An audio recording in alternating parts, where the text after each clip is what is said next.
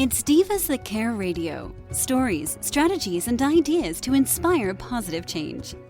Welcome to Divas That Care, a network of women committed to making our world a better place for everyone. This is a global movement for women, by women, engaged in a collaborative effort to create a better world for future generations. To find out more about the movement, visit divasthatcare.com after the show. Right now, though, stay tuned for another jolt of inspiration. Welcome to the Divas That Care Network. I'm your host, Amy McKenzie, and today's show, The Wow of Women, features the remarkable journeys of women whose powerful and extraordinary choices have positively impacted people's lives. I'm so excited to introduce you today to Gina Diamond, whom I have the great pleasure of knowing for many years. She's extraordinary. In fact, I have to kind of cut her bio down because there's so much to share about Gina. Let me tell you a little bit about her first. She's incredibly accomplished. Gina is a mental health coach and author, dedicated to helping women and the people they influence nourish their whole body through nutrition strategies, body wisdom practices, and purposeful living. She's got over 20 years' experience working as a life coach, also environmental and social justice advocate, and she's dedicated to bringing out the best in her clients. Gina's been featured in the Seattle Times, Seattle Magazine, Urban Pages, a couple magazines, Natural Solutions, Macaroni Kid, and she was actually an expert on the Progressive Talk on 1090 AM, and then just recently listed in the top 12 spirited women for 2020 on Hyperlink, which I can assure you she is absolutely a spirited woman. She's got amazing former clients like Google, Cool Mamas, Port of Seattle, and she recently taught at the Food Revolution Network Summit with Ocean and John Robbins. She's got an incredible background, too, working with the University of Washington's programs on the environment, and is currently earning a master's in humane education. Love that. She holds several certificates that she uses in her coaching work, including brain management consulting. So she's often referred to as a brain and body specialist. And my favorite is Gina published a book recently called Hidden Treasures, right? It offers survival strategies for parents with picky eaters. So if you have one of those around, you definitely want to check out the link that is included on your page. Gina, you've just accomplished so much. Thank you so much for taking the time out to join us today. Welcome to the show. Thank you. Such a pleasure to be here. Yes, well, you know, we don't just come out with all of these accomplishments when we start in life.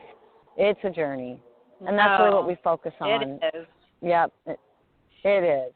You know, and I think that when we're at the beginning of our journey, or maybe we've gotten waylaid during our journey, which is, you know, often the case, it's hard to imagine that we'll ever get to the other side of it.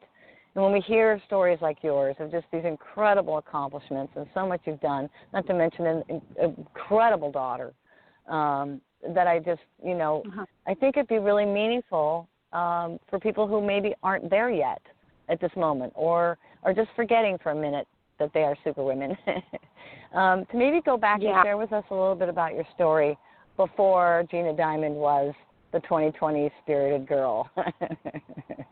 Yeah. Well, really good point, and I'm not even there yet. You know, Gina, I'm going to have you speak up a little bit. Speak up a little bit so we can hear you better. Can you hear me now? Okay. Yes, thank you. So, yeah, thank you for that introduction, and I'm not even there yet. So I know it's a lifelong journey for all of us, and it just keeps revealing more and more and more. And so wherever you are on your path is perfect. And what I know is that my journey has been what Joe Campbell calls the hero's journey. And I've absolutely have had my share of challenges like we all have. And I've chosen to use each one of them to contribute in some way to our global society.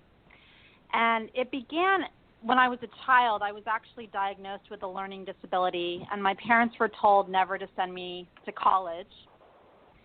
And I held on to that label for quite a while until I realized that not only did I not have to believe what other people say, but I also can heal. And I not only healed my learning disability, but I eventually went to college and then on to earn and complete a master's degree. I've also been was challenged with an eating disorder. I've struggled with depression, anxiety. I mean, the list goes on. And all of this has put me on a journey to heal. And what I've learned from this is that the body knows how to heal if it's supported. And if we learn the tools and strategies to support the body, then the body will automatically do its job. And that's not only been the premise of my own healing, but it's also been the premise of my coaching work. And so wherever you are on the journey, know that if you hear nothing else from me today, know that it is absolutely 100% possible to heal, to create what you want in your body and in your life, and ultimately using that as a springboard to be of service. And that's not only what I have chosen, but I've also used this as the premise for the work that I do in the world. That's wonderful. Okay, so let's get down to brass tacks now. Let's go back to before you and yes, of course, we're all work in progress, but, before you had it at least as figured out as you do now, where you can be part of the solution now, which, even as we continue to grow, there is a turning point at which it doesn't have to be all about us because we have what we need. But at that beginning point, somewhere along the line, what was it for you? Like, what were some of the first steps? If I was just starting this and I really wanted to make some changes, what would you have me do first? Well, I always focus on food first because everybody Food first, eats. okay. Food first. Right. Everybody eats. Everybody eats. And most people get pleasure from it in one way, in one fashion or another. And it's an area that most people are open to making changes in that arena. So for all those reasons, I almost 100% of the time begin with looking at what people are putting in their body and asking them to take the biggest small step that is realistic and doable for them and start the path by just being there and not worrying about doing all of the various things that they're probably hearing on social media and through friends and family perhaps, that it's really about just taking the next indicated step. And when you string together multiple small steps, eventually you have one massive step and your life will be pretty unrecognizable in the most beautiful way.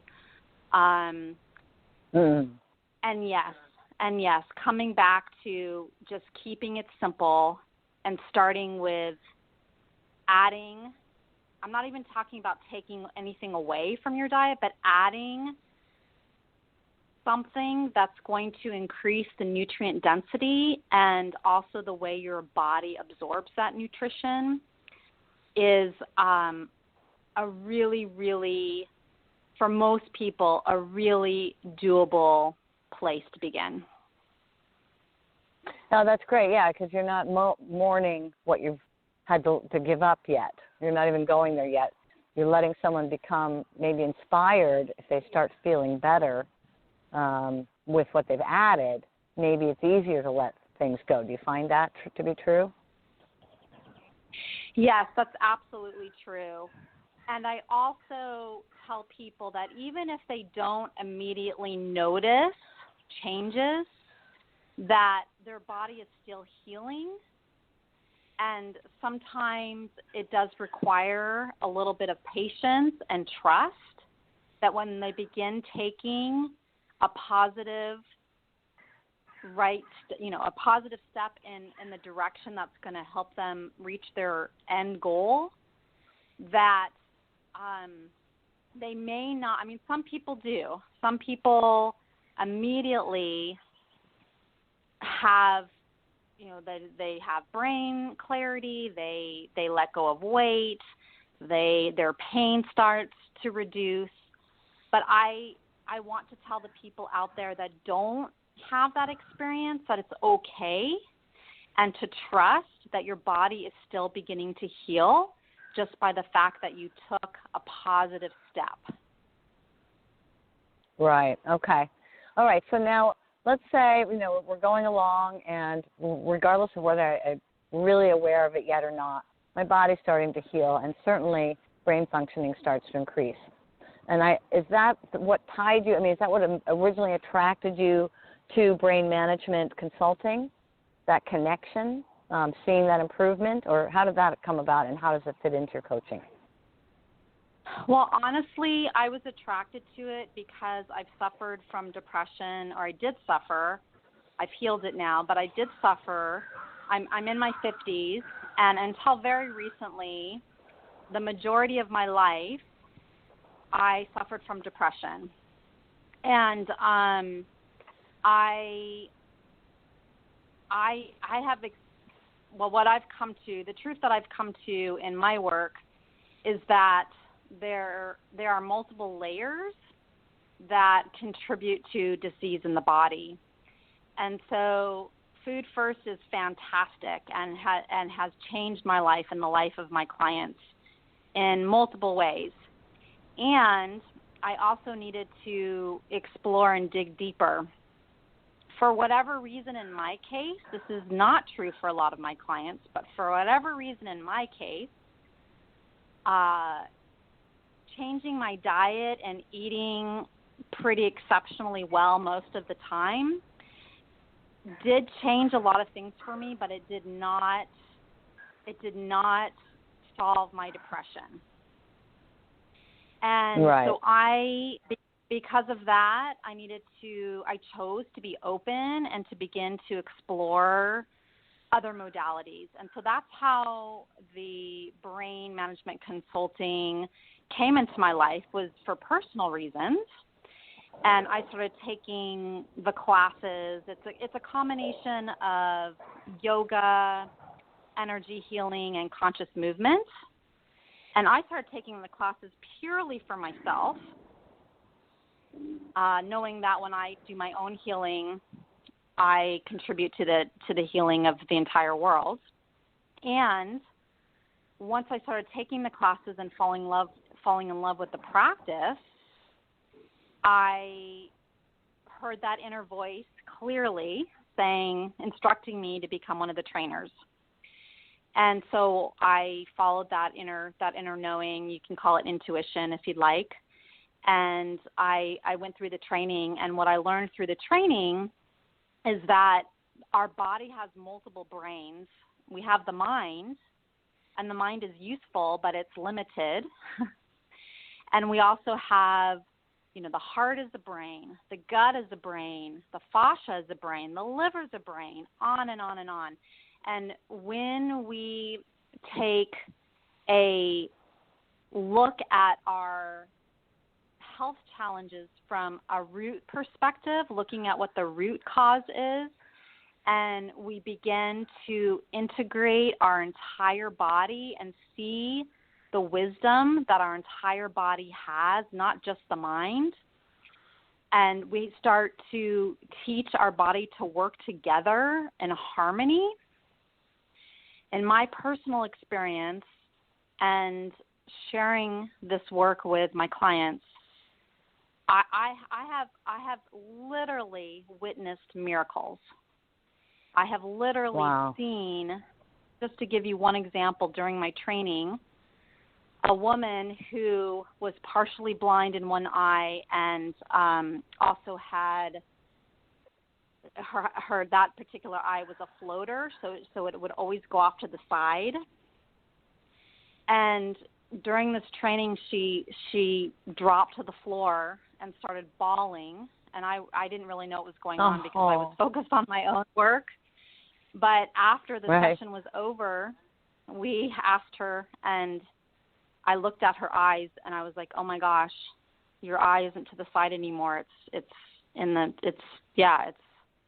center."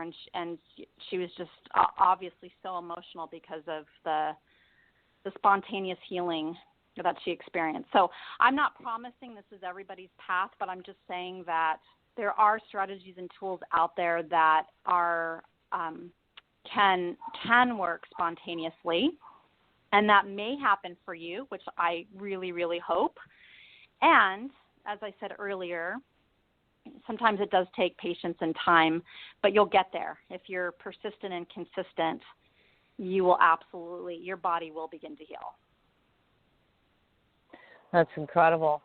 So now when the client comes to you, I know that it's probably different with each person, but is there kind of a ballpark amount of time, if you will, where people start to really feel like they're back on their feet again or starting to be able to be in action in their lives? Have you noticed, is it kind of like a 3 months, or I know it'll be different for everyone, but where people start to really realize it's benefiting them? There really isn't. And part of the reason for that is because I can't do this work on my own. It's a partnership. And the person has to be willing to show up for themselves. And some people, and it's all okay. Like, it doesn't, whatever the journey ends up being for you, however fast or slow it is. I mean, obviously, when we're in pain, we all want quick results.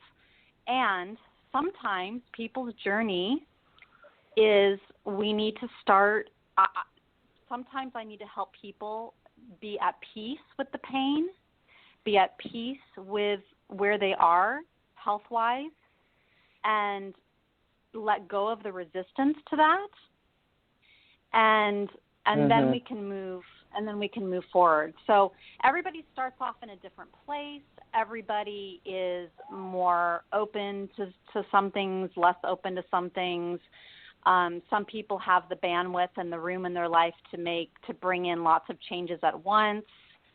Some people have to really just do the step-by-step approach.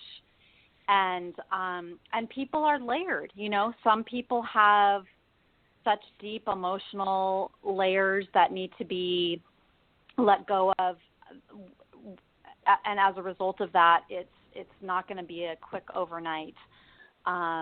Sure. You know what I described earlier. So I wish I could help. I mean, I do 20-minute free discovery sessions with any potential new client. And I ask very specific questions that I've learned over the years can help me just hone in on, and usually at that point, almost always at that point, I can give people a timeline when I'm speaking to them and understanding and feeling intuitively what's going on for them. It's hard to say blanket statements on an interview like this.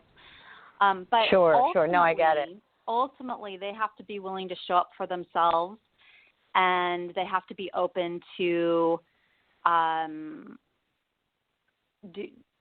doing the do, you know, and not everybody is there, and that's okay. Right. Somewhat, because they're reaching out.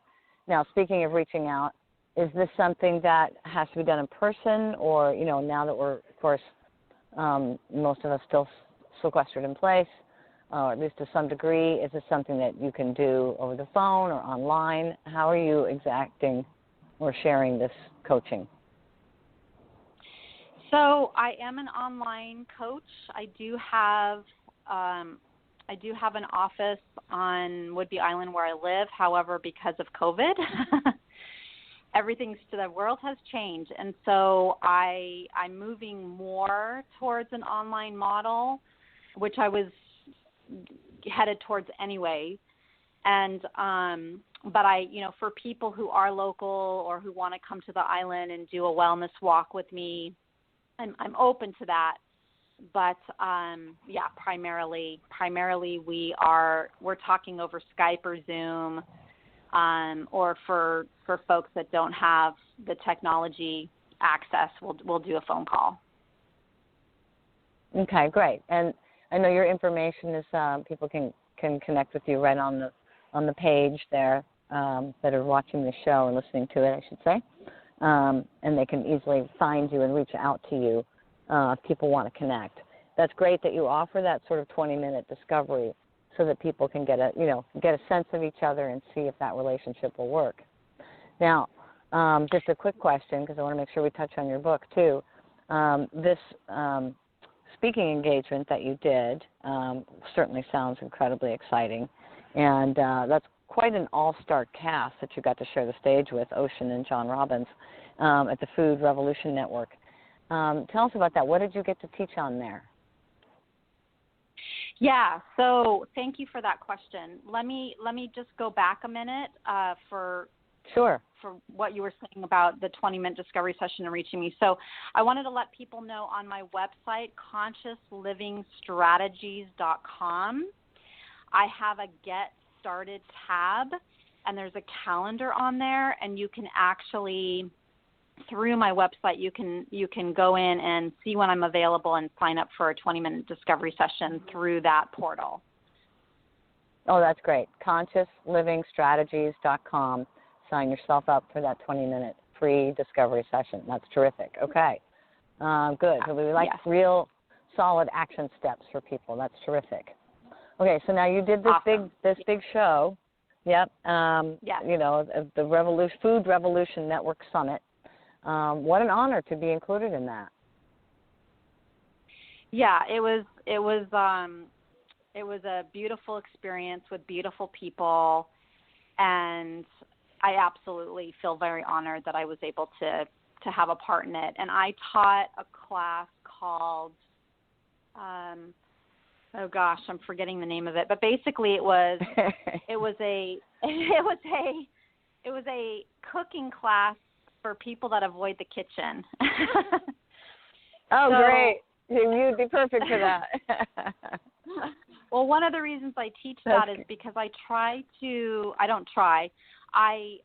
over the years I have become very clear about what blocks people from being healthier, and one of the biggest blocks is people are afraid of going in their kitchen. People have limiting beliefs around cooking, that they can't do it, it's too time consuming, they don't have the energy.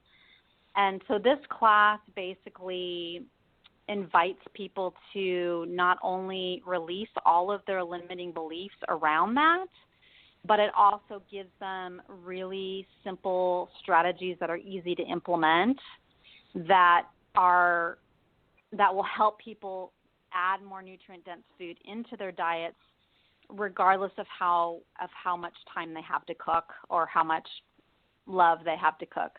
That's what it's called. It's called Love Food, Hate to Cook. That's what the class is called.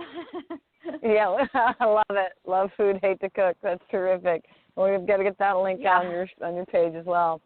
Yeah, well, and you are certainly one of the reigning foodies that I've known in my life. You walk your talk 100%. I know you to be just incredibly conscious. And that takes us now to the one subject I want to make sure before we run out of time. Picky eaters. You know, you had one, so you probably had to learn how to do this. But you turned it into a wonderful book to really inspire moms and dads out there who are trying to get good food against the tide of social brainwashing and encourage their children to eat well. So what a challenge. Yeah. Tell us about the book. Yes, thank you. So it was definitely inspired by my beautiful daughter who turned 17 yesterday. And yay. I was graced with a picky eater so that I could help other families. And at a very young age, I began to realize that it was not good for any of us, that I was so worried about her health because of what she was eating. And by the way, she was not a picky eater until she started going to public school, which oh, funny, huh? So my social mission is actually around getting nutrient dense food in the public school setting because of that. But that's a side note. To come back to the book, it really came out of a desire to not live in fear or worry about my daughter's health. And I was like, I'm more empowered than this. I'm a solutionary. I can figure this out. And so I began coming up with strategies, and essentially, I didn't know it at the time, I was trying them out on her and learning what worked and what didn't work. And then I realized, gosh, a lot of people must have this challenge, not just me. I need to put this on paper. And so I started putting it on paper, and it grew into my book called Hidden Treasures. And so it is survival strategies for parents with picky eaters. It has about 90 recipes in it. It's a great book. Wow. Really, really for anybody who wants to start eating more nutrient dense food. It does not have to be, it was created, but it's grown into something different. It was created for picky eater families, but it's grown into really a resource that can help anybody that is struggling and wants to get more nutrient-dense food into their diet. Well, you just might have to do a second edition for all picky eaters, and it certainly goes well with your coaching. You're just hitting it from all sides, and it's just a wonderful contribution. Conscious living strategies, and you really, as I said, you walk your talk, and that's what makes it work when you're asking people to do what you yourself have done to heal yourself. Gina, I know we're getting close to the end of time. I just want to give you an opportunity. Do you have any last parting thoughts for our guests? Thank you. I would like to remind people that I know the struggle's real. I've been there. I've lived it. It sucks. And there is a way out for everybody. Nobody is an exception. And it's hard to do it alone. It's much easier to have support and to have people by your side that have been there, that have lived it, and that can show you the light. And that's what I strive to do. And I look forward to partnering with anybody that is ready to not only love being in their body more, but ultimately using that space, that healing space, to feel great in their home, in their life, and be of service in the way that matters to them. Oh, it's beautiful. And I just can add a personal testimony. Because I watched you take on that battle with yourself and just completely turn your life around. You are truly an inspiration. I'm just so moved and humbled to have you share your story with us today. Thank you so much, Gina, for joining us today. Thank you, Amy. And yes, you were there. You saw me at my darkest moments, and I'm so grateful for you. And thank you for helping women have a voice and ultimately changing the world on a global scale through this important work that you're doing. Thank you so much, Gina. Well, in closing, I want to thank Gina Diamond. She's extraordinary, as you can see. All our listeners, our producer, the founder of Divas Care, that network, Candace Gish, who redefines the word diva to mean a courageously self-assured woman. Well, we don't start out that way, right?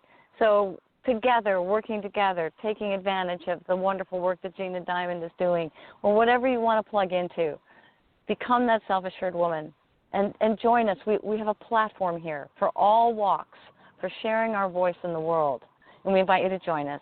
Visit divasthatcare.com to hear more stories, and who knows, maybe one day you'll want to add your voice to the conversation. That's all for now. Signing off. Until next time. Take care, everyone. Bye-bye. Thanks for listening. This show was brought to you by Divas That Care. Connect with us on Facebook, on Instagram, and of course on divasthatcare.com, where you can subscribe to our newsletter so you don't miss a thing.